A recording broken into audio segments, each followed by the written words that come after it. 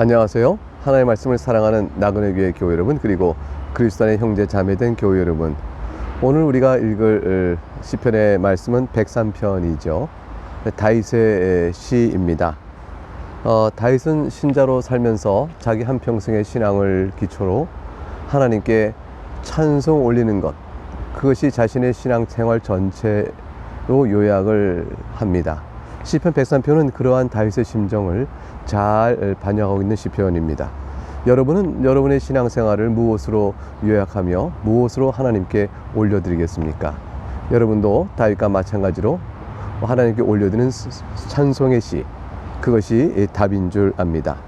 시편 103편은 실로 주옥같이 아름다운 시편입니다.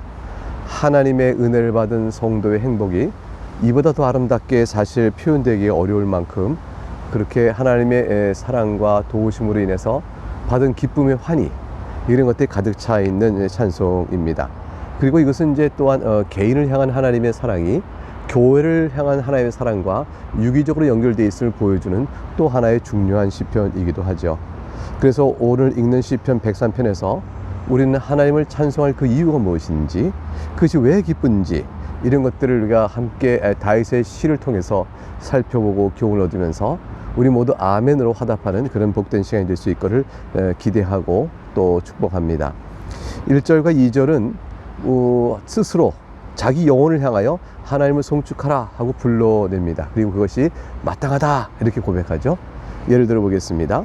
1절, 내 영혼아 여호와를 송축하라. 내 속에 있는 것들아 다 그의 거룩한 이름을 송축하라. 여러분도 여러분의 자신의 영혼을 스스로 불러내어서 찬송하라 거듭 권하며 명령합니까? 다윗이 사울에게 쫓길 때 다윗이 이렇게 말할 수 있었을까요?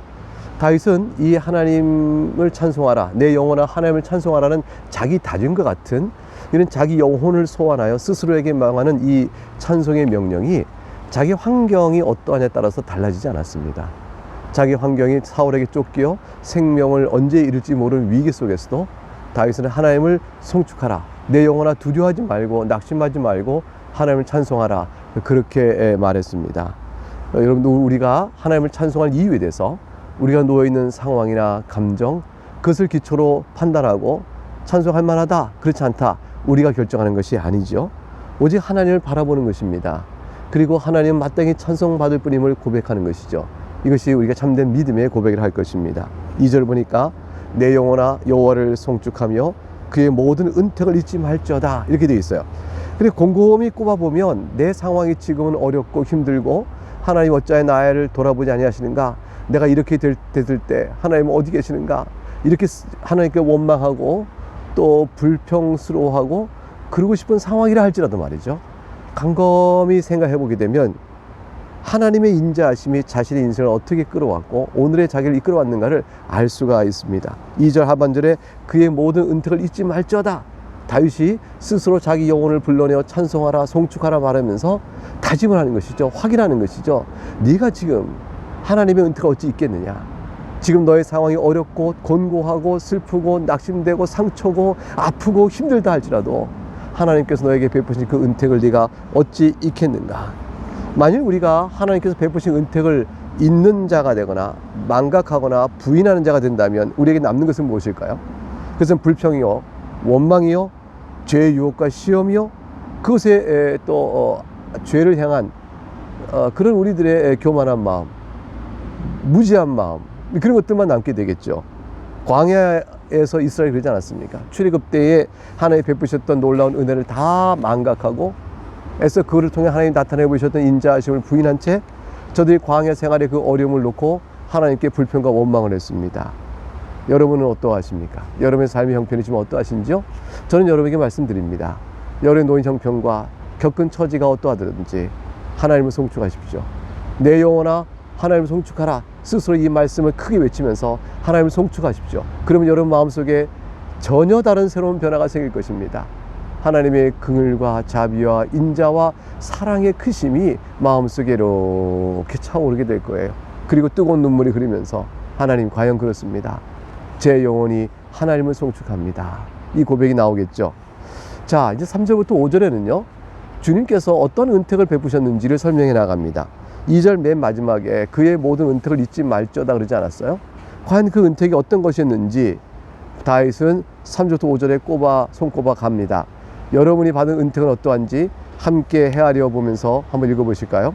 3절, 그가 내 모든 죄악을 사하시며 내 모든 병을 고치시며 내 생명을 파멸해서 속량하시고 인자와 긍휼로 관을 씌우시며 좋은 곳으로 너의 소원을 만족하게 하사 너의 청춘을 독수리같이 새롭게 하시는도다. 하나님, 여러분이 죄악을 사하셨습니다. 여러분 죄악을 사하심을 받은 것을 기억하십니까? 여러분의 병을 고치셨습니다. 영혼의 질병, 마음의 질병, 육체의 질병, 여러분의 삶의 모든 순간과 그 아픔과 더러움 속에서 여러분을 고치셨고 위기의 순간에서 여러분을 고치셨어요. 건져내신 것이죠. 그래서 파멸해서 여러분 생명을 속량하셨습니다. 육체의 모든 죄악과 세상의 악과 모든 것을 해서 우리의 생명을 삼키려 하는 모든 파멸에서 우리를 고쳐주시고 건져내신 것이죠. 이 모든 걸 통해서 인자와 긍휼로 관을 씌우셨으니 우리의 영광을 높이신 겁니다. 우리가 갖고 있는 지금 인간적인 존귀함, 신자로서 누리기는 이 명예와 특권, 그리고 우리의 허물을 다 덮어버리시면서 사람들 앞에서, 하나님 앞에서 우리가 주의 은혜를 옷을 입고 쓸 수 있도록 우리의 화관을 씌워주신 그 하나님의 인자와 긍휼의 무궁하심, 이 모든 것들이 다 우리에게 베푸신 은택이 아니겠습니까? 여러분에게 베푸신 은택 또한 그러겠죠? 좋은 것으로 너의 소원을 만족해 하사 너의 청춘을 독수리같이 새롭게 하신다고 되어 있습니다. 좋은 것이 무엇일까요? 우리가 결정할 수 있을까요? 한 가지 알 수 있는 것은 하나님은 최선의 가장 좋은 것을 우리에게 주신다는 것이죠. 가장 좋은 걸 주시는데 우리의 소원을, 하나님이 가장 좋은 것을 바라도록 우리 소원을 바꿔나가십니다. 우리 소원이 많이 죄된 것과 우리의 탐욕을 원한다면 결코 그 탐욕을 만족시키는 것은 우리에게 좋은 것일 수 없습니다. 그럼 우리의 소원이 하나님 뜻과 하나님의 거룩한 성품에 일치해 나간다면요, 그러면 우리의 소원이, 우리가 바라는 것, 하나님 뜻에 일치되는 것만큼 우리의 바라는 것은 가장 좋은 것이 될 것이에요. 하나님 뜻대로 구하는 자는 응답을 받으려 하셨으니 하나님께서 우리의 소원을 주의 뜻과 교훈대로 이끌어 가시면서 우리에게 가장 최선의 것을 갚아 주십니다. 그래야 우리 청춘이, 우리의 인생이 새로운 활력으로 새 생명 얻은 자로 독수리같이 새롭게 되는 힘을 얻고 나갈 수 있도록 이끌어 주시는 것이죠. 성령의 충만함과 그 이끌음을 받아가는 자로 바꾸어 주신 것입니다. 이렇게 해서 3절부터 5절까지 주님께서 개인적으로 우리가 누릴 베푸신 은택들이 어떤 것인가를 쭉 다윗은 고백했고 우리도 다 동감했습니다. 근데 다윗은 거기 멈추지 않고요, 6절부터 11절에 가게 되면 하나님께서 다윗에게 베푸신 은택은 다름 아니라 하나님의 교회, 구약의 교회는 이스라엘이었죠. 그 이스라엘에게 약속하신 그 은택을 지켜주시는 가운데 다윗이 이스라엘의 회원이여 속한 사람이므로 자신이 받았던 모든 개인적인 은택을 누리는 것이구나 하고 고백하게 되어집니다. 그러니까 다윗은 이제 이스라엘을 향한 하나님의 은택을 노래합니다. 이것은 우리가 예수 그리스도 안에서 교회에 속해 있다는 사실로 인해서 교회가 누릴 은택을 교회에 속한 회원으로서 우리가 받는 것과 똑같은 것이죠. 하나님께서 예수 그리스도 안에서 교회를 자기 몸으로 삼으신 그 교회를 보호하십니다. 따라서 그 교회에 속한 여러분들도 보호를 받는 것이죠. 하나님께서 그 교회를 모든 악으로부터 지키고 보호하시니 교회에 속한 모든 개개인의 영혼들, 우리의 영혼들이 또한 보존되는 것입니다. 내용을 살펴볼까요? 6절, 여호와께서 공의로운 일을 행하시며 억압당하는 모든 자를 위하여 심판하시는 도다. 그의 행위를 모세에게, 그의 행사를 이스라엘 자손에게 알리셨도다. 시편 곳곳에서 하나님이 행하신 구원의 손길은 공의의 심판과 맞물려 갑니다. 왜냐하면 이 세상은 죄로 인해서 뒤틀려 있기 때문에 그것을 바로잡는 일은 공의의 심판으로부터 시작되는 것이거든요. 그런데 그런 일을 하면서 7절에 그의 행위를, 하나님께서 공의대로 심판하시는 그 구원의 행위를 모세에게 알리셨고 그의 행사를 이스라엘 자손에게 알리셨다라고 되어 있습니다. 하나님께서 죄악된 사탄의 세력을 멸하시고 또 억울하게 고난 속에 있는 주의 백성을 구원해내시는 그 일을 행하시는 구원의 경륜을 모세에게 알리셨으니 출애굽한 이후에 모세에게 가나안 땅, 약속한 땅으로 이끌어가게 하시고 그곳에서 하나님 나라를 이루시기 위하여 모세에게 계명을 주시고 언약을 맺으시잖아요. 그래서 그 언약의 피로 뿌리고 약속을 맺으셨습니다. 너희는 나의 제사장 나라가 되라, 이렇게 말씀하셨던 그 내용 속에서 하나님의 악을 멸하시고 하나님의 백성 이스라엘을 긍휼로 들어주실 것을 말씀하셨습니다. 그 모든 내용을 모세가 알리시고 그 행서 이스라엘 자손이 알리셨다 되어 있죠. 자, 모세가 의롭고 그 당시 이스라엘 백성이 하나님 보실 때 의로웠기 때문인 것일까요? 다 죄인들입니다. 그러나 한 가지 사실, 하나님 모세를 선택하셨고 이스라엘 백성을 선택하신 것이죠. 그들의 죄악에도 불구하고 이와 같은 구원 경륜을 일으키시는, 이끌어 가시는 이런 놀라운 은혜를 베푸신 것은 저들을 향하여 베푸신 하나님의 말할 수 없는 인자하심과 긍휼 때문입니다. 8절 보니까 여호와는 긍휼이 많으시고 은혜로우시며 노하기를 더디하시고 인자하심이 풍부하시도다. 자주 경책하지 아니하시며 노를 영원히 품지 아니하시리로다. 우리의 죄를 따라 우리를 처벌하지는 아니하시며 우리의 죄악을 따라 우리에게 그대로 갚지는 아니하셨으니 이는 하늘이 땅에서 높음같이 그를 경외하는 자에게 그의 인자하심이 크심이로다. 8절부터 11절은요 얼마나 감사한지 몰라요. 하나님께서 우리와 맺으시는 모든 언약은 다 죄의 용서, 죄의 용서를 베푸신 하나님의 인자와 긍휼과 은혜로움과 노하기를 더디하심과 자주 경책하지 않으시고 노를 영원히 품지 않으시는 그 하나님의 성품에서 비롯된 것입니다. 예수 그리스도 안에서 우리가 죄값을 모두 다 치료를 받고 우리를 죄 가운데서 의로 덮어버리시는 것은 하나님의 긍휼이 풍성하시며 은혜요 노하기를 더디하시며 인자에 풍성하시며 자주 경책치 아니하시며 노를 영원히 품지 아니하시는 하나님의 그 품성에서 그 아들 성자 하나님을 이 땅에 보내시고 이 죄값 주시는 모든 구원 약속을 이루신 것이죠. 엄청난 죄악을 범했던 이스라엘 생각해 보세요. 이 말씀이 출애굽기에 나와요. 근데 출애굽기에 나왔을 때 이 말씀이 어느 대목입니까? 모세가 시내산에 올라가 하나님께 계명을 받기 위해 40일간 머물 때 이 광야에 있던 이스라엘 백성이 모세의 더디움을 보고 그들의 마음이 불안하여 금송아지를 아론에게 부탁하게 만들고 이것이 우리의 신이라 말하여 하나님을 우상으로 만들어버린 큰 죄악을 범했습니다. 이 죄악을 범한 이스라엘은 하나님이 출애굽하여 구원하였으나 도저히 살려둘 이유가 없는 그런 자들이었죠. 이런 자들을 향하여 하나님께서 용서의 은혜를 베푸시면서 지금 말씀하신 내용이 바로 이것입니다. 여호와는 긍휼이 많으시다, 은혜로우시다, 노하기를 더디하신다. 지금 말씀하신 이 내용을 말씀하세요. 이미 우상 숭배에 하나님을 배역하는 큰 죄, 은혜를 맛보고도 큰 죄를 범한 자들이지만 저들에게 이렇게 말씀해 주신 것이죠.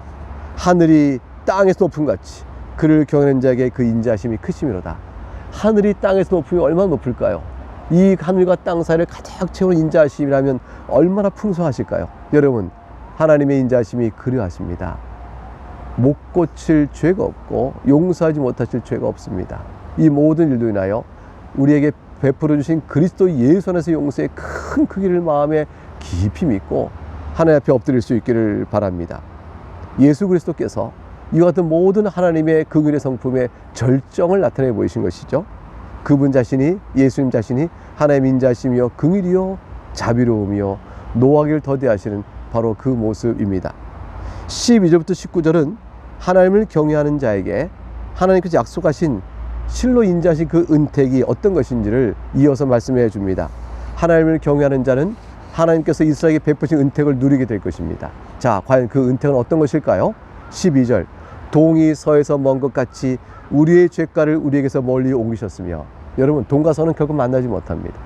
동과 서는 아버지 그렇게 만날 수 없이 길게 수평적으로 떨어져 있습니다. 즉 우리의 죄가를 옮겨버리셨으니 더 이상 우리가 죄인 되지 않은 것이죠.